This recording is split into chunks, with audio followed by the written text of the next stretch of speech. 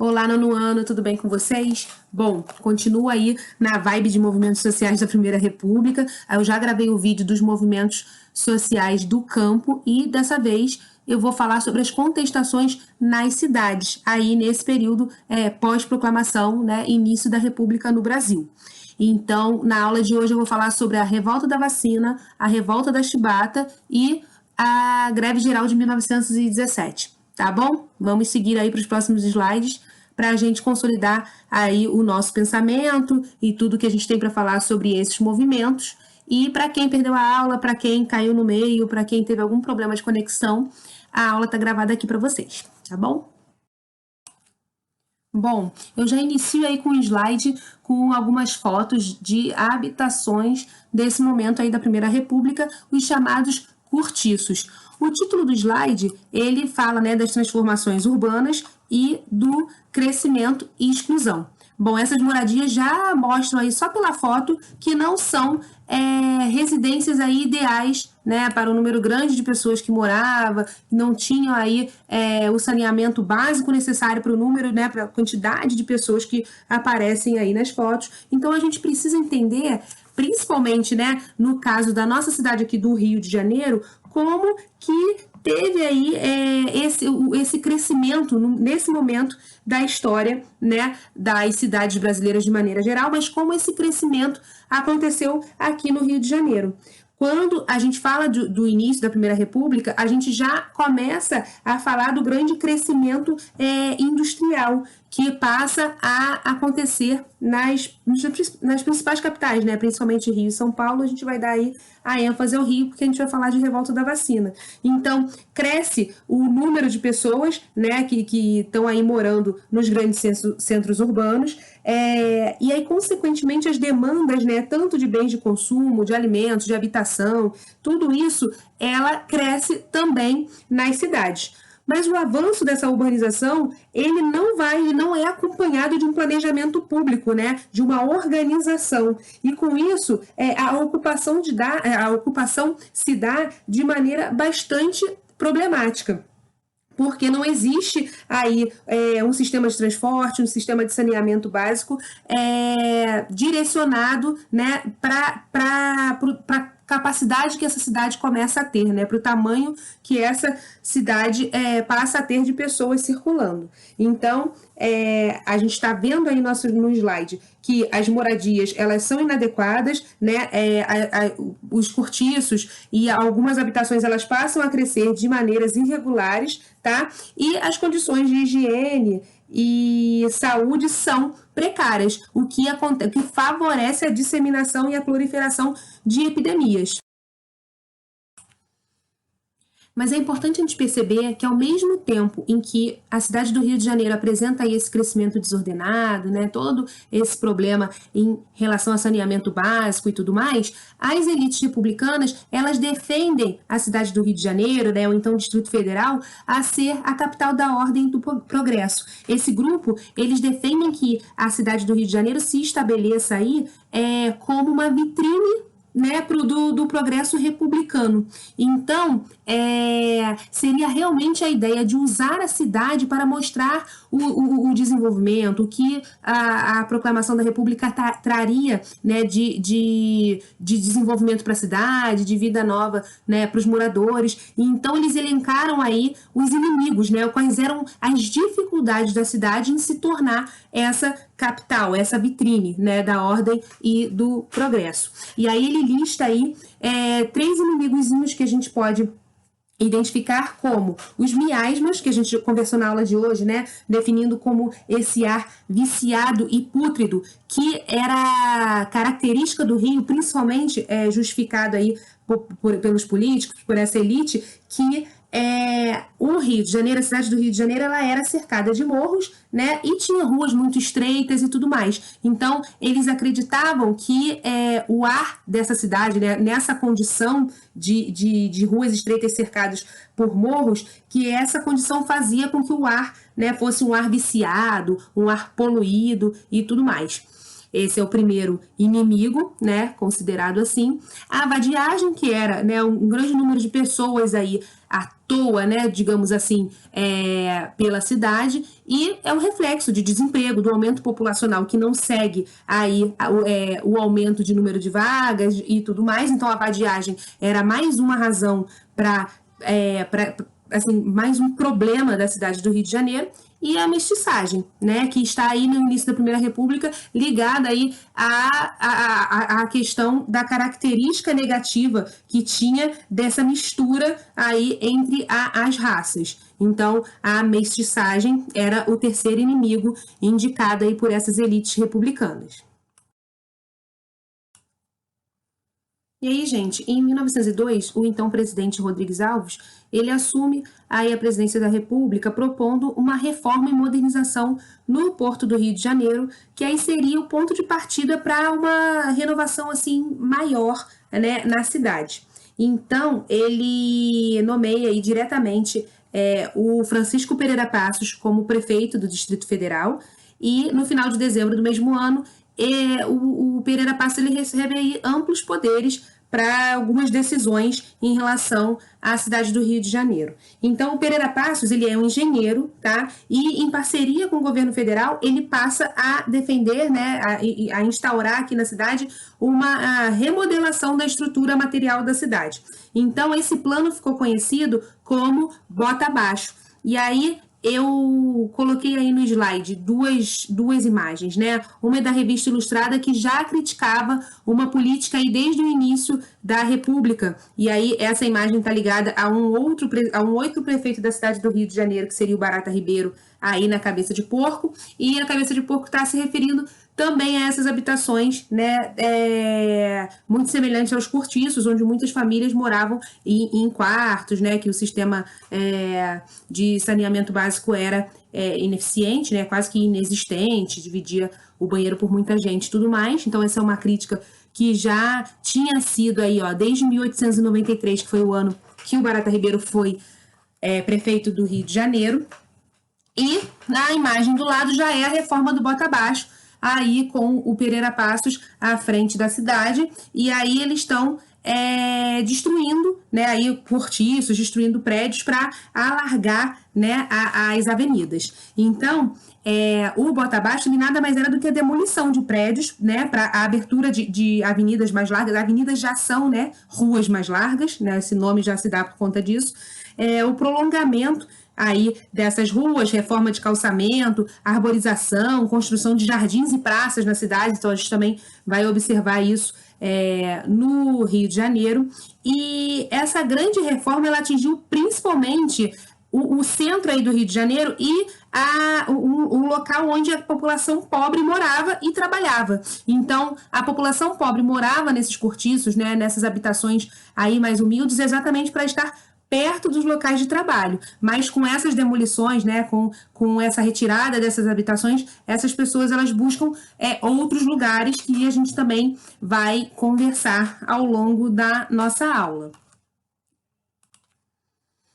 Paralelo a isso, para falar um pouquinho também do crescimento da formação aí da cidade de São Paulo, os recursos gerados pela economia cafeeira, né, paulista permitiram uma reurbanização da cidade, que também fez uma distinção aí social na cidade de São Paulo, que dividiu os bairros nobres na parte alta, enquanto as várzeas dos rios, né, que cruzam aí da cidade paulista, era destinada para os bairros operários, para as pessoas mais pobres. Então, esses locais, só em a gente falar da proximidade dos rios e tudo mais, a gente já pensa que estão aí mais sujeitos a enchentes, né, a esses problemas que a gente enfrenta até hoje. Então, esse modelo de reurbanização de Rio e São Paulo, ele foi, em geral, seguido pelas demais capitais brasileiras do período. Tá? Então, dessa forma, a população pobre ela foi expulsa das áreas centrais, né, e mais nobres da cidade e empurradas aí para as áreas periféricas, onde os serviços públicos eram praticamente inexistentes. Se a gente for pensar nos bairros aqui cariocas desse momento, assim, o bairro muito assim, famoso e valorizado nesse período era São Cristóvão, né, que já tem aí uma herança de ser o bairro imperial e tudo mais, mas essas pessoas que estão saindo dos centros, elas estão indo para as áreas mais distantes e periféricas, que hoje são os subúrbios, mas que nesse momento não tinham nem acesso com transporte, eram ainda grandes fazendas, né, bem meios rurais aí. Durante a aula a gente conversou, teve exemplos de bairros, os alunos falaram que já viram fotos de seus bairros nesse momento da história, então é importante a gente evidenciar aí essa transformação. Tá? E, para finalizar esse slide, é importante a gente pensar nessas reformas urbanas, né, nesse período, que deixaram, né, cada vez mais claro, agravaram cada vez mais os contrastes sociais que a gente vê no Brasil. Então, é importante para a gente pensar nesse sentido também. E as reformas urbanas estão aí atreladas também ao discurso médico, né, da cidade do Rio de Janeiro. Os cronistas da época, eles relacionavam os desmontes dos cortiços, principalmente às questões sanitárias. Obviamente que ninguém falava que era para tirar os mais pobres, né, das localidades em que viviam. O discurso está ligado às questões sanitárias, está ligado à fama que o Rio de Janeiro passa a ter como túmulo dos estrangeiros, né, pois existem vários relatos que dizem aí de pessoas que vêm de outros países, de outras localidades, que ficam doentes no Rio, que pegam as doenças, né, que circulam mais pela cidade, e ele fica aí com a fama de túmulo dos estrangeiros. Gente, essa fama, como é que vai fazer com que a imigração seja incentivada, né? Como é que as pessoas vão querer sair das suas cidades, dos seus países, para vir morar no túmulo dos estrangeiros, em locais com péssimas condições sanitárias, com muita doença assim, disseminada pela cidade e tudo mais. Então, a vinda desses europeus, a valorização, a importância, né, dessa vinda dos estrangeiros era importante para o discurso branqueador, né? E aí, mais uma vez, eu coloco a redenção de Cã, né, onde a avó comemora aí o embranquecimento da família, uma filha que já casa com um imigrante, né, e que já dá um netinho branco. Então, nessa ideia do discurso e dessa valorização do embranquecimento, mas o discurso das reformas, ele vai aí também, principalmente, né, para o lado, para as questões sanitaristas da emergência dessas mudanças. Tá? Mas também é explícito a valorização, né, o interesse da vinda dos imigrantes e desse embranquecimento consequente, né? Mas a vinda dos imigrantes vão trazer muito mais do que esse embranquecimento. A gente vai ver que também os movimentos sociais, eles estão atrelados aí também à vida dos imigrantes pelas ideias que esses imigrantes trazem para a gente. Isso aí é interessante até para as próximas discussões que a gente vai ter dos outros movimentos sociais. E aí eu já trago as imagens, né, dessa reforma, do que a gente chama da reforma Pereira Passos, do Rio de Janeiro se apresentando como a Paris dos trópicos. Então eu apresento aí para vocês a Avenida Rio Branco, né, com o Teatro Municipal, que está inspirado na Ópera de Paris. Então a arquitetura aí também está bastante dedicada a aproximar aí essas duas cidades. E o Museu de Belas Artes, né, que está aparecendo aí também na imagem, e a Avenida Rio Branco como uma larga avenida, né, as pessoas passeando aí pelas lojas do centro da cidade, as vitrines também com a moda muito semelhante, né, a gente vê aí o vestimento e tudo mais, e para o Rio de Janeiro se tornar a Paris dos trópicos, né, que era o interesse aí dessa elite republicana, dos políticos que estavam no poder. E aí essa política de remodelamento da capital federal, ela se somava à realização das campanhas de higienização da cidade, né, com a tentativa aí de erradicar a febre amarela, a varíola e a peste bubônica, que eram doenças que assolavam o Rio de Janeiro no início do século. Então, o combate a essas epidemias, para além das reformas estruturais, também atraiu a atenção dos estudos para, né, o sanitarista Oswaldo Cruz. Então, rapidamente, o debate sobre a prevenção de doenças ganha as ruas, né, e o governo defende a vacinação obrigatória. O médico sanitarista Oswaldo Cruz, ele foi nomeado diretor-geral da saúde pública, criou brigadas sanitaristas para eliminar os vetores dessas doenças, né? No caso da febre amarela, o mosquito, o rato, que era o da peste bubônica, e essas brigadas, elas tinham permissão para entrar na casa das pessoas, né, nos domicílios, e essas pessoas as brigadas entravam com matas-mosquitos, raticidas, para interditar as casas consideradas insalubres. E em 1904, após intensos debates, o Congresso aprova a lei que tornava obrigatória a vacinação contra a varíola. Tá? O desconhecimento da população, né, em relação aos efeitos da vacina, que era uma novidade, né, gente? Na época, até hoje a gente tem aí alguns grupos que insistem em se colocarem como antivacinas e tudo mais. Nessa época, sem orientação, né, sem uma conversa e utilizando até métodos violentos, né, empregados aí pelos batalhões da saúde pública, em parceria com a polícia, fizeram com que explodisse uma rebelião popular no Rio de Janeiro, que ficou conhecido, aí em 1904, como a Revolta da Vacina. E aí esse slide é uma caricatura aí sobre o Oswaldo Cruz, que está no meio aí com uma injeção de vacina aí uma seringa bem grandona aí de vacina. E eu coloquei essa charge, mas a gente encontra inúmeras charges, né? O Oswaldo Cruz, nesse momento, ele sofre duras críticas da imprensa, né? Nesse período, que acusava esse médico de ser muito radical em relação à sua política de erradicação da doença, né? Então, a própria imprensa questionou a questão da eficácia da vacinação. E, nesse contexto, os políticos oposicionistas também aproveitavam para fazer campanhas contra o governo do então presidente Rodrigues Alves. Então, é importante a gente perceber que em vários instrumentos, né, em vários jornais e vários meios de comunicação, pipocaram aí duras críticas também a essa política. E aí, durante vários dias, né, em 1904, a população enfrentou nas ruas as forças policiais e as tropas de exército e marinha. Muitas questões se voltaram contra a vacinação obrigatória. E aí eu elenquei aí nesse slide algumas dessas questões. Então, a primeira delas, eu coloquei os costumes das moças da boa sociedade. Então, a questão de desnudar o ombro, né? E um agente de saúde ver essa parte que não se mostrava aí, né? Que as boas moças da sociedade não deixavam à mostra. As questões individualistas, eles nem entenderem tanto o que estavam, né, colocando dentro do seu corpo, né? Cada um ter a sua individualidade e questionar essa obrigatoriedade. O desconhecimento popular do que era a vacina, do que tinha ali dentro, do que podia causar, né, cada vacina, essa falta de comunicação aí e de informação para a população.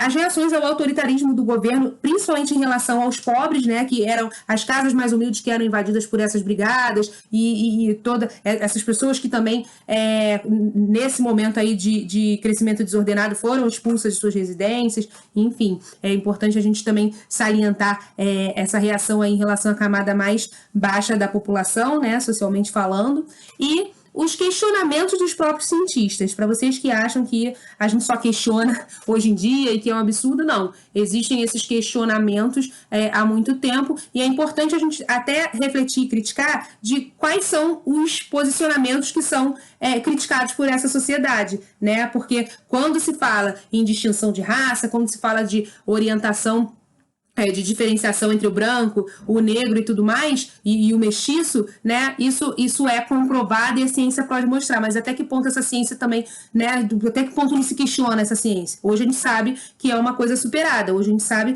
que nenhum profissional, né, nenhum cientista, ninguém dessa área pode fazer tamanha afirmação, né, absurda, mas é importante também que a gente critique isso aí, e eu gosto que vocês critiquem tudo, então mais um ponto aí pra gente falar. A segunda revolta social da cidade que a gente vai falar agora é a Revolta da Chibata, que aconteceu em 1910.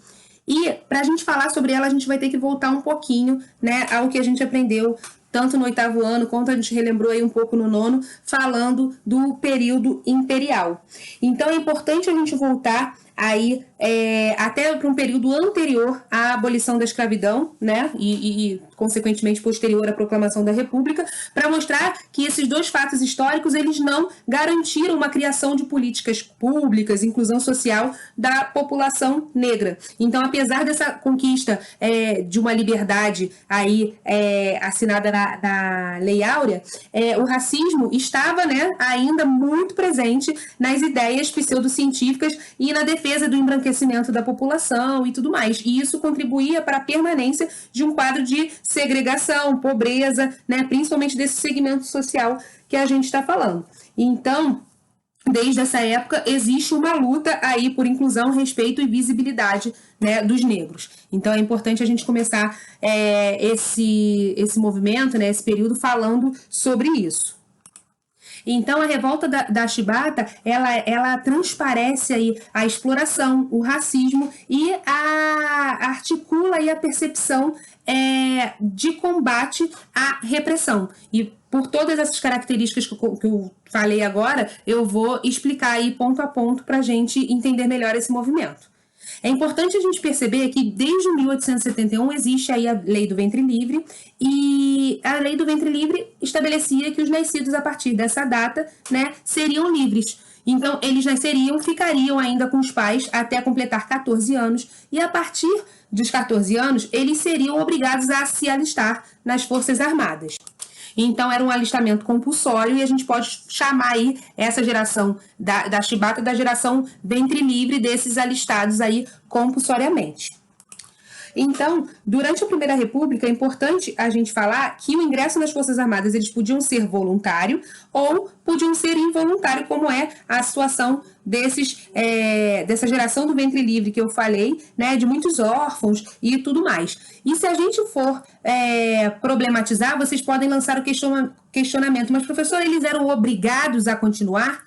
Bom, eles não eram obrigados a continuar nas Forças Armadas, mas para ser um meio, né, de sobrevivência, de inserção social do negro, eles continuavam aí dentro das Forças Armadas até para ter um emprego, até para ter, né, um vínculo aí e receber salário e tudo mais. Mas a situação do negro dentro das Forças Armadas eram muito difíceis. Primeiro porque o negro ele era proibido de subir de patente. Tá? Ele era submetido a castigos físicos, tá certo? E aí apanhava aí com a chibata, que era um instrumento aí utilizado para os castigos físicos em relação a alguma coisa que esse negro, né, que esse militar fizesse, tá? E aí a gente já conversou aí dessa herança da geração do ventre livre que entra compulsoriamente, dos limites de ascensão desses marinheiros dentro da marinha e dos castigos corporais dados a eles nesse momento. Tudo isso era motivo, né, de bastante questionamento e foi motivo da revolta da chibata em si. Então vamos ver o que vai acontecer aí a partir do próximo slide. Então, aí dentro da Marinha, né, os cargos oficiais eles eram ocupados por membros das camadas mais ricas da sociedade. Os marinheiros, por sua vez, eles vinham de famílias mais pobres, né, muitos deles ex-escravizados ou descendentes de escravizados, e para esses oficiais a disciplina só podia ser mantida com a violência aplicada, né, antes nas fazendas, né, para com os escravos, e aí no meio militar eles continuavam usando a violência para conter aí essas pessoas de patente mais baixa. Então, a violência física e psicológica está muito presente aí na Marinha, nas Forças Armadas. E por conta de tudo isso que a gente passou a conversar no slide anterior, em 23 de novembro de 1910, após um marinheiro ser castigado com 250 chibatadas na frente de seus colegas, né, outros marinheiros dos encouraçados Minas Gerais e São Paulo, eles tomam posse das suas embarcações e criam um motim. Tá? Eles exigem o fim dos castigos físicos na Marinha Brasileira e especialmente das chibatadas, que eram estabelecidas pelos oficiais. Tá? Essa revolta ela foi liderada pelo João Cândido, que ficou conhecido como o Almirante Negro, e a revolta ela se espalha por outros navios de guerra. Então, inicialmente, o medo, né, era que a cidade do Rio de Janeiro fosse bombardeada. E então, o presidente Hermes da Fonseca, ele cede às exigências dos marinheiros, promete anistiar os amotinados, né, mas com a redenção, e aí eu coloco um jornal que está noticiando isso, né, depois de anistiados, dizendo que eles seriam perdoados pelo que ele fez, a maioria deles é expulsa da corporação e a outra parte é presa. Então, o governo prende e expulsa vários marinheiros, né, que se rebelaram contra esses castigos físicos, contra a situação do negro e das patentes mais baixas na Marinha do Brasil. E aí tá aí uma homenagem ao nosso almirante negro, João Cândido, né, na Praça 15, tá aí bem pertinho da Marinha, fica ali na Praça 15, no Rio de Janeiro. Mas eu vou aproveitar para falar da imprensa negra nesse momento, né? A resistência negra, desde o período imperial, ela não se manifestava somente nas fugas e na formação dos quilombos, né? Em várias províncias do Brasil, os setores letrados da população negra produziram os primeiros jornais destinados à valorização dos negros e à defesa dos ideais de liberdade e igualdade dos revolucionários franceses. Esses jornais da imprensa negra, eles não tinham a função informativa como a imprensa tradicional. Eles tratavam de questões raciais e sociais que eram voltadas para o leitor negro. O objetivo era afirmar a identidade, né, promover a inclusão social dos negros e tirar, né, esses negros da marginalidade criada pela escravização. Então, é importante a gente falar do primeiro jornal de imprensa negra no Brasil, que foi o Homem de Cor, surgido no Rio de Janeiro, ainda no Império, né, e mais tarde, em 1876, também foi criado o Homem, lá em Recife, seguido de A Pátria, em 89, o Progresso, em 1899, e esses dois últimos, A Pátria e o Progresso, em São Paulo. E em Porto Alegre era o Exemplo, em 1892. Né? Além desses periódicos independentes, e assim, que não viviam por muito tempo, né? Não duravam muito tempo sua circulação, outros intelectuais negros também se destacaram, escrevendo, né, na grande imprensa, o José do Patrocínio e o Luiz Gama, que eles desde sempre, né, eles eram defensores da causa abolicionista e tudo mais. Então aproveito para falar isso, que também tem mais informações no livro de vocês, e aí vocês podem se informar aí a respeito dessa imprensa. E nesse slide, mais uma homenagem ao João Cândido, que é um navio petroleiro feito no Brasil, tá? E que tem a capacidade de transportar metade da produção diária do petróleo brasileiro. Ele foi construído no estaleiro do Atlântico Sul, né, lá em Pernambuco. O seu nome aí, claramente, né, em homenagem ao marinheiro João Cândido, que liderou aí a revolta da Chibata em 1910, e com cerca de 2.000 marinheiros negros que lutavam contra os maus tratos, né, aos quais eles eram submetidos pelos comandantes da Marinha.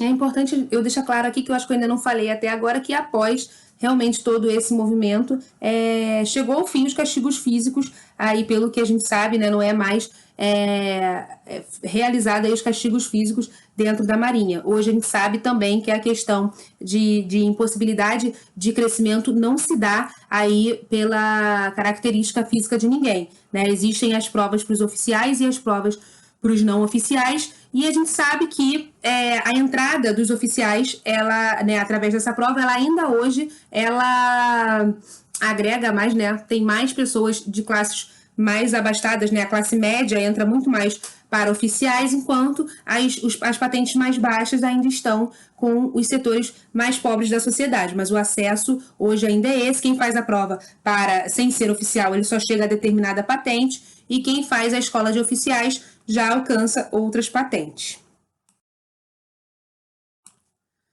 E nossa terceira contestação, aí nosso terceiro movimento social, ele vai falar sobre a Greve Geral de 1917. E para a gente começar a falar da Greve Geral, a gente tem que falar do desenvolvimento da indústria nesse momento, né?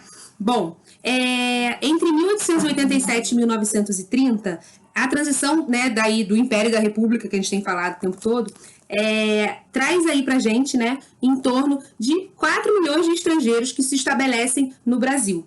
Principalmente italianos, espanhóis, alemães, portugueses, sírio-libaneses e japoneses. Esses imigrantes, eles vinham principalmente de países europeus que se industrializaram na segunda metade do século XIX.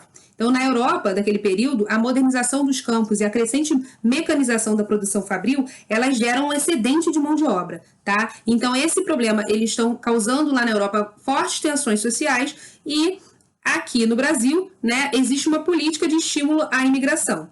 Então, muitos desses jovens, ainda sem qualificações, né, eles vêm aqui para as cidades, principalmente de São Paulo, Rio de Janeiro e Minas Gerais. Muitos deles, a gente observa assim, uma tendência aí de determinadas nacionalidades para determinadas cidades, né? Então, no Rio de Janeiro a gente vê muitos portugueses, enquanto São Paulo tem muitos italianos e sírios, libaneses e até japoneses, tá? E essas pessoas, elas, inicialmente, os sem especialização, eles se localizam, né? Eles se dedicam ao cultivo das pequenas lavouras, criação de animais e tudo mais. Mas eles estão muito descontentes com a condição de pobreza e exploração que viviam nas lavouras aqui no Brasil. Então, muitos imigrantes, eles partem para as cidades, né, e tentam se estabelecer trabalhando no comércio ou na indústria que está surgindo aqui no Brasil nesse período. E desde o final do século XIX, parte dos capitais gerados pela economia cafeeira passa a ser aplicada na indústria e em outras atividades.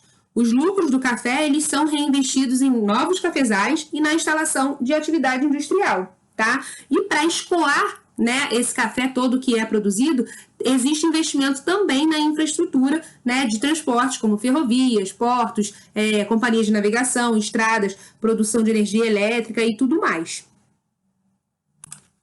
Então, o crescimento do setor industrial, ele resulta na expansão do operariado no país. Entre 1880 e 1920, o número de trabalhadores nas indústrias, ele quase que quadruplicou, tá? Ele aumenta de 54 mil para mais de 200 mil trabalhadores. Além disso, as condições de trabalho são péssimas. As jornadas, elas variam entre 14 e 16 horas diárias, tá? Não existe uma indenização por acidente, não existe direito às férias, salário mínimo, nada disso. Então, na foto aí do slide, eu coloquei uma foto das operárias da tecelagem Mariângela, das Indústrias Reunidas, tá? O nome da indústria é Reunidas F. Matarazzo, da família Matarazzo, uma família muito tradicional de São Paulo. E as fábricas têxteis, elas empregavam mais mulheres e até crianças, tá? E os homens, elas predominavam no setor metalúrgico e portuário.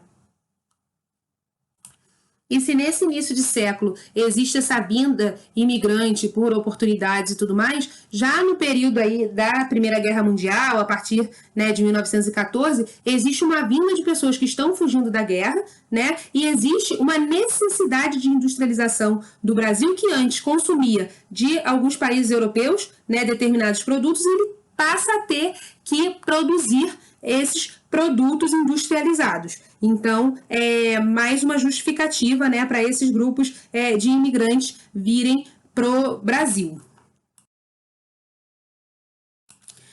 E grande parte desses operários das indústrias brasileiras era imigrante, né? A gente está conversando aí o tempo todo, com o predomínio de italianos, espanhóis e portugueses. Então foi por meio, principalmente deles, que as ideias socialistas, comunistas e anarquistas foram difundidas no Brasil. Os imigrantes também tiveram um papel importante na formação dos primeiros sindicatos, tá? Na criação da imprensa operária e na organização de greves.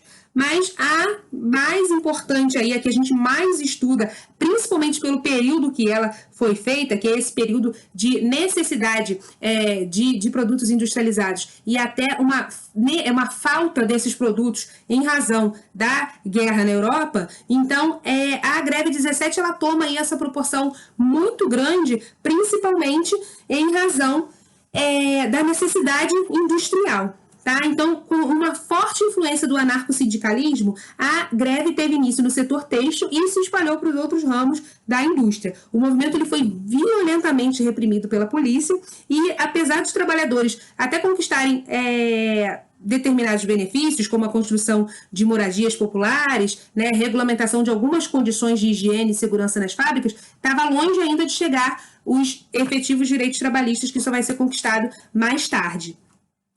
Então, embora exista aí essas pequenas conquistas, os trabalhadores eles reagiram a essas mobilizações aprovando a Lei Afonso Gordo, que determinava a expulsão dos estrangeiros que colocassem em risco a ordem pública. Então, ao entrar em vigor, em 1907, essa lei, né, que foi até bem anterior aí à greve geral, foram expulsos alguns estrangeiros, principalmente italianos, todos líderes sindicais, tá? E aí, até 1921, essa lei conseguiu expulsar cerca de 560 estrangeiros do país. Mas aí vamos pensar nessa questão, né, do anarcossindicalismo que eu falei aí da influência. O anarcossindicalismo, ele queria aí, principalmente nessa greve de 17, ele queria estabelecer aí um diálogo, né, e uma conversa com os proprietários das indústrias, né, são os donos das fábricas para conceder esses benefícios.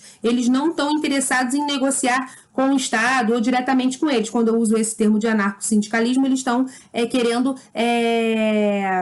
realmente falar, né, demonstrar essa necessidade para os patrões. Então é importante a gente pensar nisso. E essas ideias que circulam aí entre italianos, espanhóis, portugueses e principalmente os italianos são grupos rebeldes aí também, que rebeldes porque estavam contra ao poder estabelecido na Alemanha. Eles estão saindo aí de uma grande guerra e a gente vai ver, a gente pode até pensar se eles estavam sofrendo influência aí da Revolução russa, que está acontecendo em 17, e aí muitos historiadores acreditam que não, que eles não estão sofrendo essa influência porque está acontecendo ao mesmo tempo. Mas é importante a gente pensar aí, e eu acredito que seja uma influência sim, porque essas ideias de socialismo, de comunismo, né, essas ideias nascentes aí não estão no século, né, estão bem anteriores ao século XX. Né? O Marx ele passa a escrever isso no século XIX. Então, essas ideias já estão aí presentes, embora o Partido Comunista ele apareça aí na década de 20 pelo mundo, né? É importante que essas ideias já estejam, é importante a gente saber, a gente ter em mente que essas ideias já estão circulando e essas ideias também chegam com os imigrantes aqui, certo? Bom, eu finalizo a aula de hoje, nós falamos dos 3 movimentos sociais das cidades e o livro aponta também, eu estou vendo aqui, o que a gente vai conversar a partir da próxima aula. Vai ser a década de 20, o modernismo, a semana de 22, que eu até já falei com vocês também, e está gravado na aula da Paula. E então, nosso livro também fala de algumas obras da Tarsila que a gente já deu nessa aula. E aí a gente segue aí pela nossa década de 20 para ver o que aconteceu no Brasil a partir de 1920, tá bom? Bom, a aula foi boa, né, no ao vivo, agora tá gravadinha aí para vocês que por algum motivo perdeu ou não pegou toda a explicação. Qualquer dúvida, procurem a professora, e-mail tá aí na aula, vocês podem falar comigo também, certo? E tirem todas as suas dúvidas. Beijo e até a próxima aula.